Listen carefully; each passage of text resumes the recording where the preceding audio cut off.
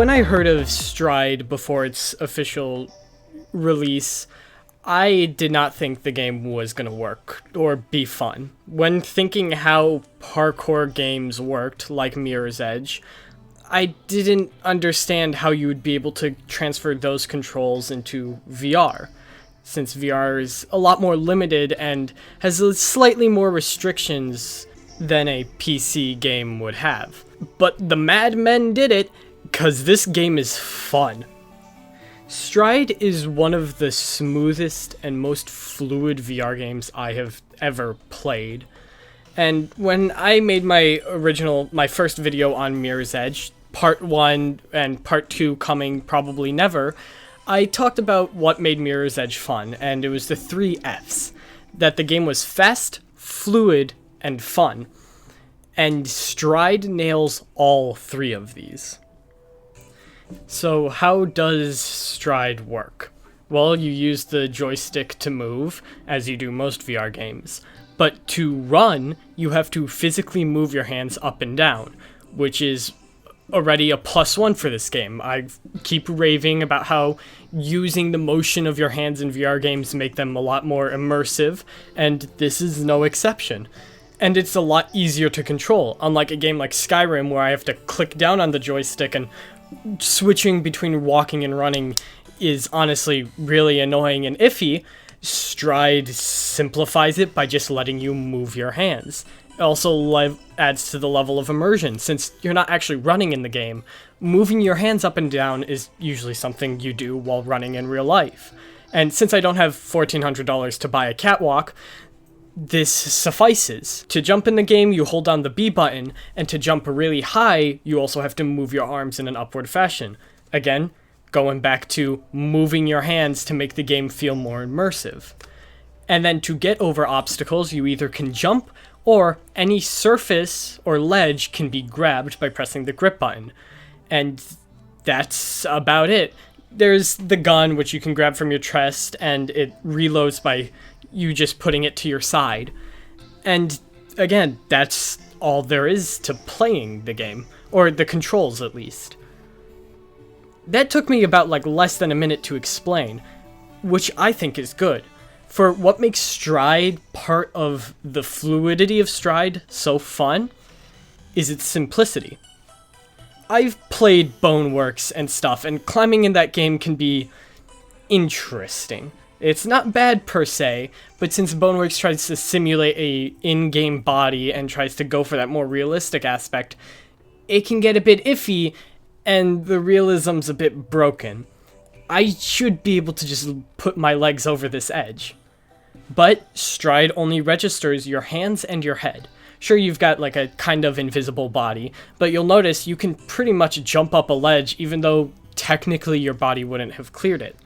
The momentum in the game, especially when you're climbing on a ledge, is very light. You can just toss yourself up and over an edge, because you don't have to worry about a body, it's just your head. And the fact that they've been able to simplify a game this much, I think lends to its strengths, because the next part that Stride has to nail is it being fast. See, the 3 Fs, fast, fluid, and fun, they all kind of tie into each other. To have a fast game, you need to have a fluid game. To have a fluid game, to have a fun game, it has to be fluid. It's kind of like a trinity of fun parkour game rules. And if you are able to get one right, that means you're probably going to get the other one right. If you have a pretty fluid game, that means you're probably going to be able to make a pretty fast game. And if you have both fast and fluid, you're probably going to have a fun game. Stride's fluidity really lends into the speed you can play Stride at. It's no breakneck speeds, but when you're playing one of the game modes like Endless, which we'll get into the game modes in a second, the speed really lends into the fun, having to constantly run, think of the next obstacle, pay attention to the enemies and shoot them. While I do think some of the level design on the harder levels can be a bit broken, it still ties into a fun video game. And then there's the aspect that they have cut fall damage for all the game modes, which I think is a good thing. Imagine trying to do a tuck and roll in VR.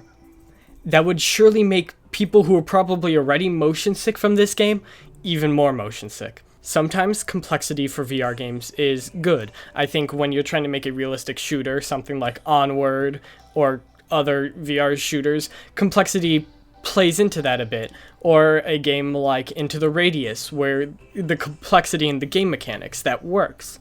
But when you're trying to make a game like a VR parkour game that you want to be easy to get into and people to play a lot, the more simple the better. But what is there to do in Stride? Currently, Stride I think is still in early access. They have not released their official story mode. I've been playing the game since it was able to be bought and downloaded and played, and they only had the endless mode. But as of the time of recording, they have 3 game modes. An endless mode, which is a mode where you run down an endless randomly generated area. Well, pre-built segments that are randomly tied together, while having to avoid enemies and collect pickups and just seeing how long you can survive. There is timed, where you can go through those certain pre-built segments and see how fast you can complete them. And then arena, where you're given this big city top area and you have to complete certain objectives within that area. All 3 of these actually show how each aspect of the 3 Fs Stride nails. Let's start with the endless mode. The endless mode, I think, shows the peak of fluidity when it comes to Stride. You start off in harmless, and as you go on, the area gets difficult and more difficult.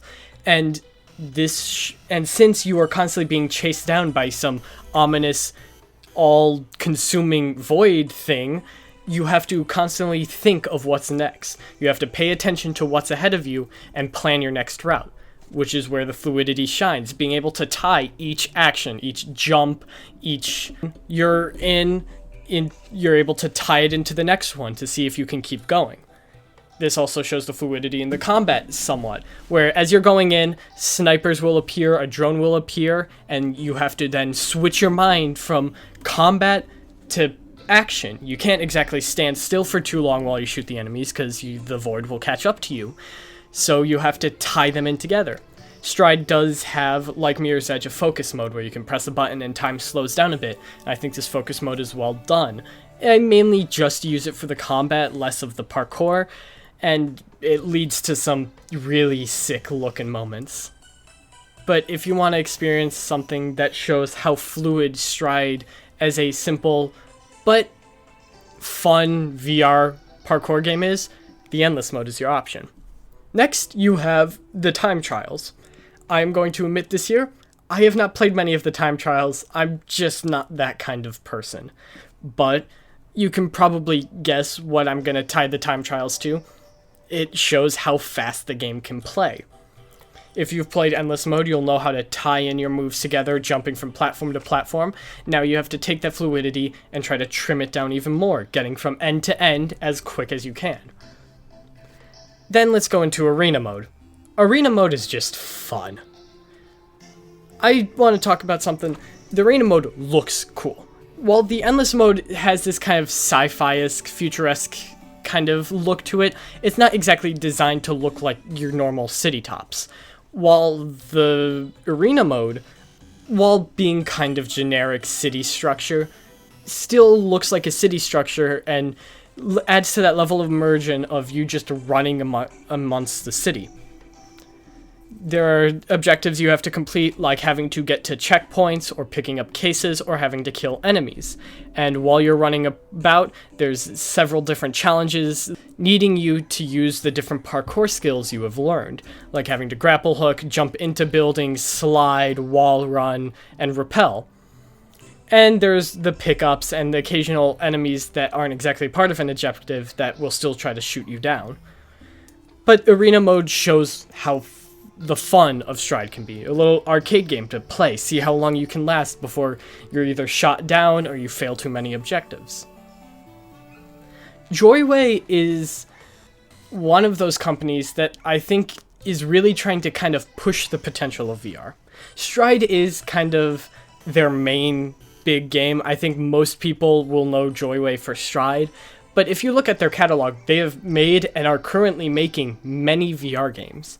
And while they can't make extremely detailed or complex games like Half-Life Alyx or Boneworks, you can tell with the games they're releasing, they're trying to push and show what VR is capable of. I never thought Parkour would be capable with VR. I never thought a roguelike shooter would be capable in VR, but they are managing to do it. And I have major respect for them. My big thing with the VR industry is I wish there was more innovation when it came to the VR games. And granted, now that my attention has switched more to the competitiveness that should be in the headset industry, mainly because I just really don't like Oculus, I mean Meta or whatever, I really think now there should be more competition in the VR headset industry, especially since my Rift S is going to be useless before I get a Facebook account soon, and I'm not going to get a Facebook account. I just also don't want to sell a liver to get a Valve Index. The VR industry is in a strange place, and I'm definitely not the kind of person to commentate on something like that. I don't know what I'm talking about most of the time. I am surprised you people actually watch my videos. How is my VTOL VR video almost at 1,000 views? I put like no effort into that. But still, like every video I've made on a VR game, I think Stride shows something capable of the industry, and just shows the potential games can have, like how Into the Radius did. Into the Radius showed me how you can make a more slower, horror-esque survival game. Stride showed me how you can make a fun but simple parkour game. And just Joyway as a company has shown that VR can have a lot of potential beyond first-person shooter number 732. But anyway, I hope you guys enjoyed this. I'm hoping to release this before Christmas.